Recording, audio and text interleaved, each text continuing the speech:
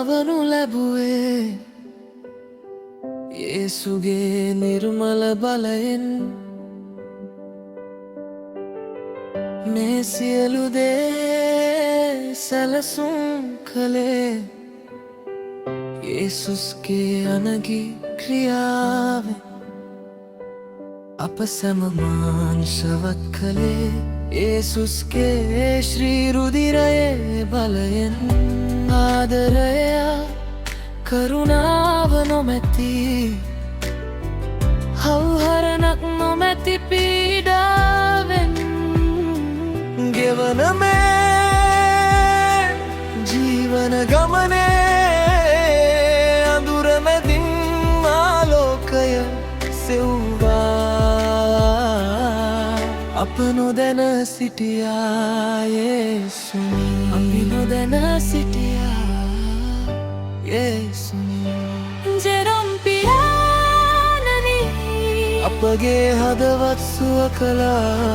Jerome පියාණනි, අඳුරු ආත්ම බිඳ දැමුවා. ජෙරොම් පියාණනි, අලුත් හුස්ම ගොන්වනා.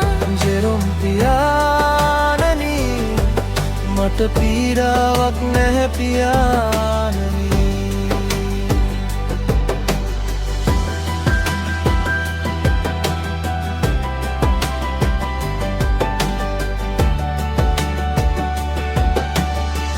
මිහිතලයේ ප්‍රශ්න කරදර දුටුවා.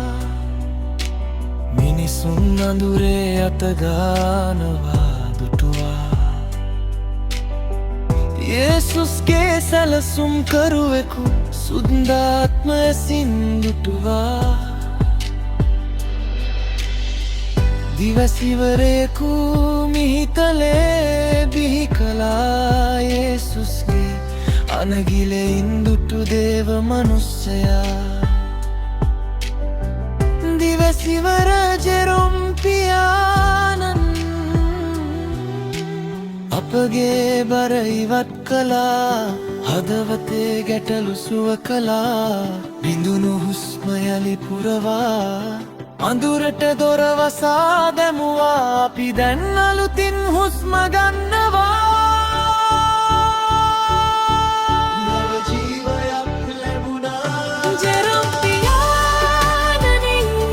අපගේ හදවත් සුව කළා. ජෙරොම් පියාණනි, අඳුරු ආත්ම බිඳ දැනුවා.